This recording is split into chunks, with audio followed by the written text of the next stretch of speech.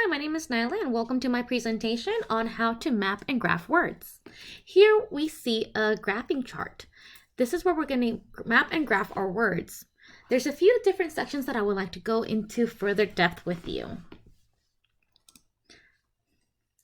There's different sections and we're going to divide it into three different sections. The writing and syllable sections, the phonemes and graphing section, and the spelling, writing, and reading. The word we're going to use today to go over this is going to be the word between. In the writing and syllable sections, first we're going to write our word. We're going to say each letter as you write it. For example, as we write it out, we're going to say B-E-T-W-E-E-N, between. Next, we're going to find syllables. To find syllables, we're going to clap our word out. The word between has two syllables. We're going to move two clapping hand icons into two of the boxes to indicate that the word has two syllables. Underneath it, the first syllable is B, second syllable is tween.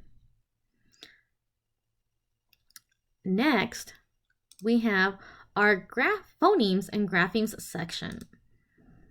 In this one, phonemes are sounds. How many phonemes do you hear in the word between?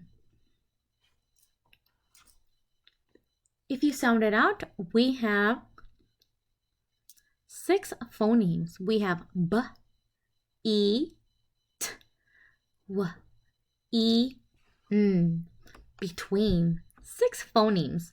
To indicate that we have 6 phonemes, we're going to move a sound circle to each one of the boxes. Underneath it, we're going to write the phonetics. We have B, B.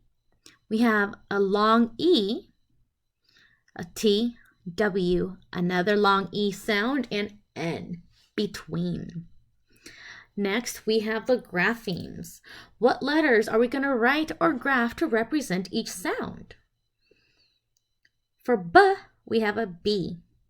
For E, the first E sound in between is going to be a single E.